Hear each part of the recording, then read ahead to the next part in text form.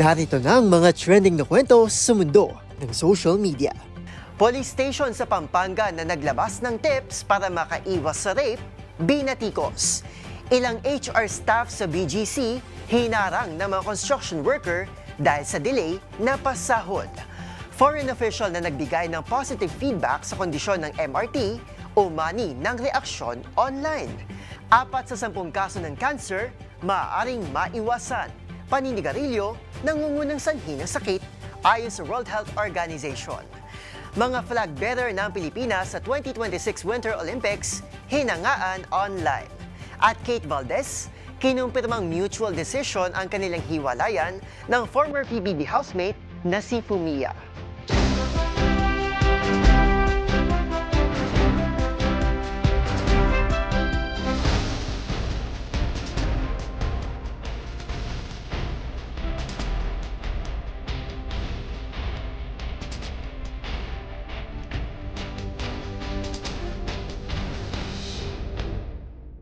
Iba't ibang mga nagba-viral na kwento na naman ang ating pag-uusapan. Mga trending sa social media na tiyak hindi lang nakakaaliw, kundi maaaring kapulutan din ng aral at kuminsan ay makabagbag damdamin din.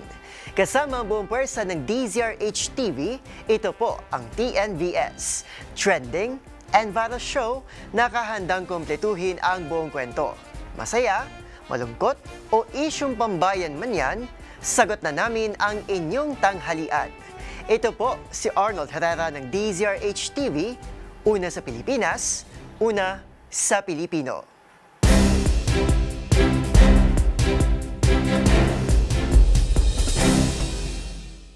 Para sa ating unang trending story ngayong tanghali, pasintabi po sa mga nanonood, bahagyang sensitibo ang ating unang paksa.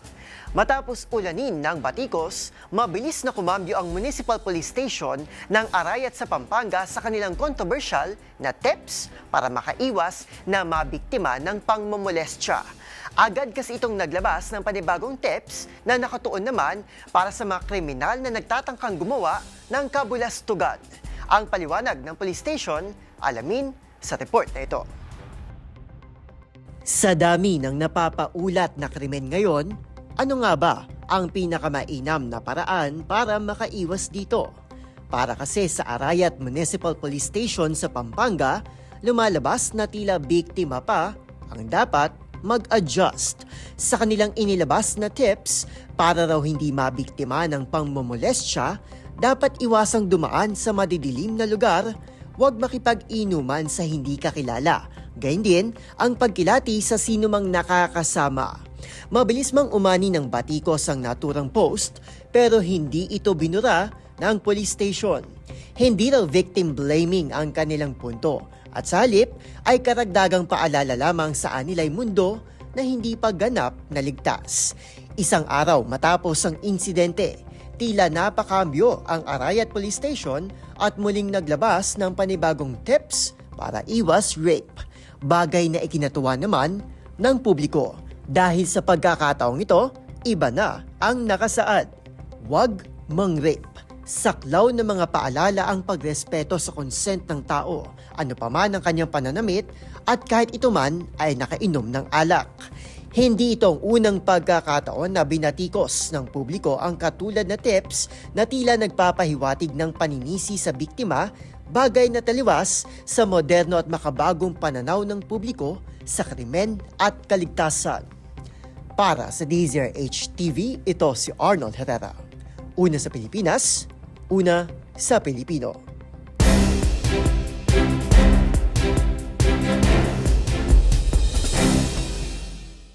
Sa ating next viral story, nauwi sa tensyon at napilitang harangan ng mga construction worker ang ilang human resources o HR staff sa isang corporate building sa Bonifacio Global City o BGC.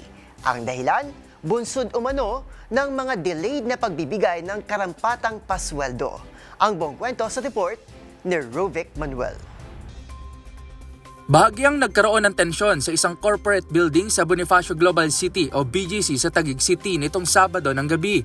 ang mga sangkot, mga construction workers na manggagawa doon at ilang human resource o HR staff. Pinigilan at hinold umano ng ilang construction workers ang 3 HR staff matapos na hindi nila matanggap ang kanilang mga sweldo. Sa ulat, halos 4 na oras tumagal ang negosasyon mula alas 7 ng gabi hanggang mag-aalas 11 na sa ika-29th floor ng gusali. Ayon sa rumespondeng barangay, hindi naman itinuring na kaso ito ng hostage taking dahil walang ginamit na anumang uri ng armas at nagprotesta lamang ang mga manggagawa. Batay naman sa salaysay ng mga HR staff, maging sila ay hindi umano alam na magkakaroon ng delay sa pagpapasahod at nagkasundo na sila na ang magbibigay ng sweldo sa darating na Lunes. Matapos ito, muling nagharap ang dalawang panig sa barangay at doon na tuluyang nagkasundo. Tiniyak naman ng naturang kumpanya na maibibigay ang lahat ng naantalang sahod sa Lunes, bagamat walang eksaktong oras na itinakda para dito. Para sa DZRH TV, ito si Rovic Manuel. Una sa Pilipinas, una sa Pilipino.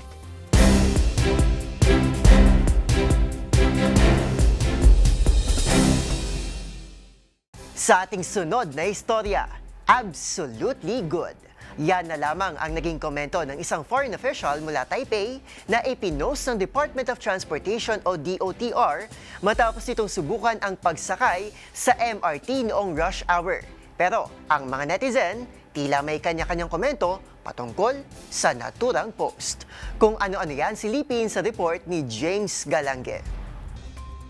Agaw pa ngayon online ang isang post sa Department of Transportation Metro Rail Transit Line 3 o DOTR MRT3 tungkol sa pagsakay ni Taipei Economic and Cultural Office Deputy Representative Michael Lee sa nasabing pampublikong transportasyon habang rush hour. Saan hindi inaasahan ng lahat na magbigay ito ng positibong komento patungkol sa kanyang naging karanasan na magmula Cubao hanggang Ayala ay inabot lamang ng halos 20 minuto. Habang pinuri rin ni Lee ang kalinisan ng mga istasyon at ang mabilis na transaksyon sa pamamagitan cashless payments na ayon sa kanya ay malamang hindi itong huli na sasakyan itong nasabing public transportation. Gayunpaman, tila hati pa rin ang netizens sa naging review ng nasabing foreign official kung saan may mga magagandang komento at mayroon din ng mga hindi sumang-ayon.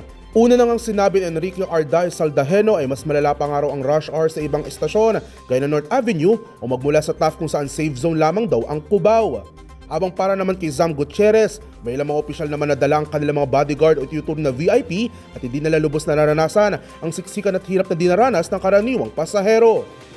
Ngunit depensa naman ng ilan, tunay nga naman daw na may in-improve ang MRT at mas naging mabilis ang kanilang serbisyo kumpara sa mga nagdaang taon.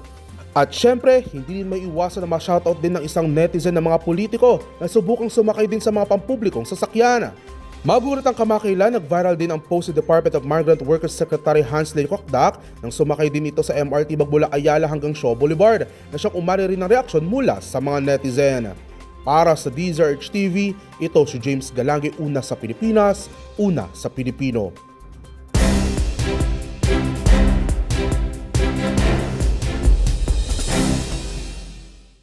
Samantala, sa iba pang kwento, isang cancer sa mga sakit na hindi nais makuha ng isang tao. Pero may mga daily lifestyle sa atin na maaaring makapagdulot nito sa atin. Ayon sa World Health Organization, 4 sa 10 kaso ng cancer ay maiiwasan kung iiwasan lang din ang ilan sa mga risk factor gaya ng paninigarilyo. Ang buong detalye sa report ni Dustin Bayog. Naglabas ng bagong pag-aaral ang World Health Organization o WHO tungkol sa mabagong kaso ng cancer sa mundo na may kaugnayan sa mga kayang maiwasang mga sanhi. Sa kanilang datos ng 2022, 7.1 milyong kaso ng cancer ang kanilang naitala, kung saan 38% sa mga sanhi nito ay may tuturing na preventable o kayang maiwasan. Sa sinurin na 30 factors, nangungunang sanhi sa pagkakaroon ng cancer ay ang paninigarilyo na sinundan ng mga impeksyon at ang pag-inom ng alak. Ilan pa sa mga risk factor ay pagiging overweight, kawalan ng ehersisyo, UV radiation at pagiging exposed sa asbestos sa trabaho. Kaugnay niyan, lung, stomach at cervical cancer ang karamihan na preventable cases ayon sa WHO. Lung cancer dahil sa paninigarilyo, stomach cancer na nakukuha sa isang bakterya at ang cervical cancer dahil sa human papillomavirus o HPV. Upang maiwasan ito, nirekomenda ng WHO ang pagsusulong ng mga polisiya sa pagtugos sa tobacco control, pagpapalakas ng vaccine system, pagpapabuti ng air quality at pagtiyak sa mas ligtas sa workplace, healthy diet at exercise. Para sa DZRH TV, ito si Dustin Bayog, una sa Pilipinas, una sa Pilipino.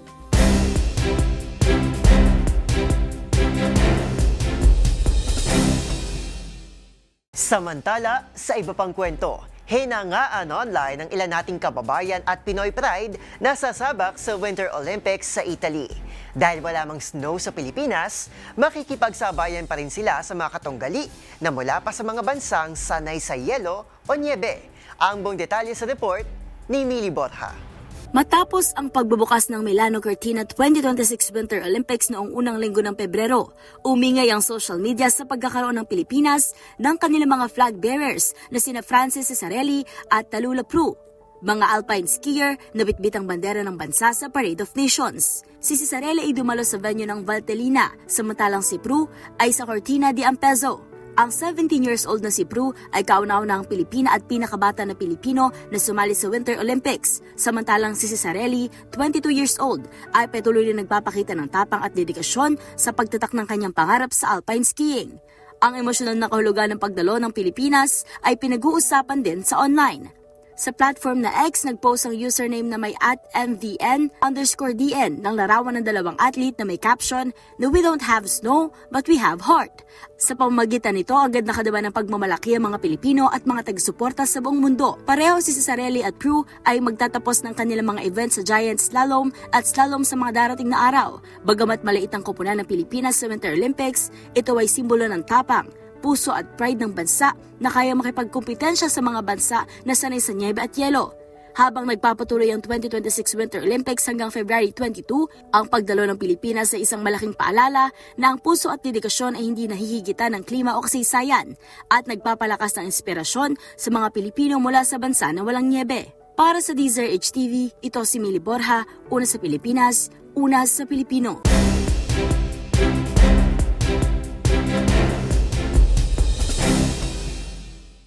Sa mundo naman ng showbiz, kamakailan lang usap-usapan ng netizens ang mga cryptic post ng actress na si Kate Valdez.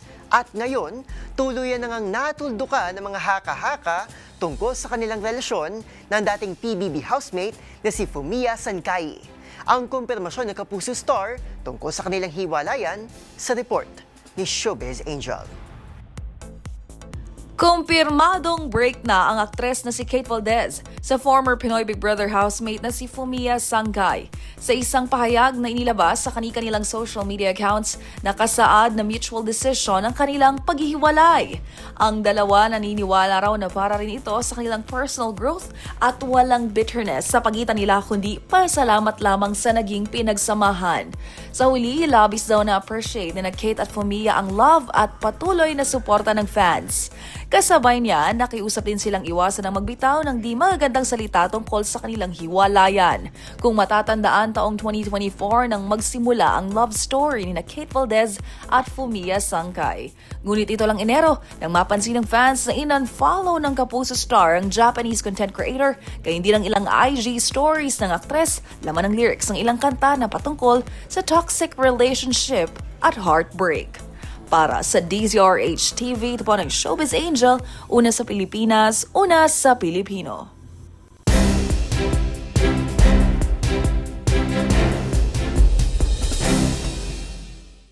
At yan ang mga kwentong kinagiliwan, pinusuan na gumawa ng ingay sa social media. Kung meron di kayo makatulad na istorya, ay i-share nyo na yan sa ating comment section o di naman kaya ay itag nyo kami sa TikTok at DZRH News. Maraming salamat po sa inyong patuloy na pagtangkilik sa ating programa. Magkita-kita tayo muli bukas para muling himayin, tuklasin at buuin ang mga detalye para kapag nakita mo ang viral video na may nag-share, ikaw na mismo ang magdaragdag ng mga impormasyong nalaman mo sa TNVS, Trending and Viral Show.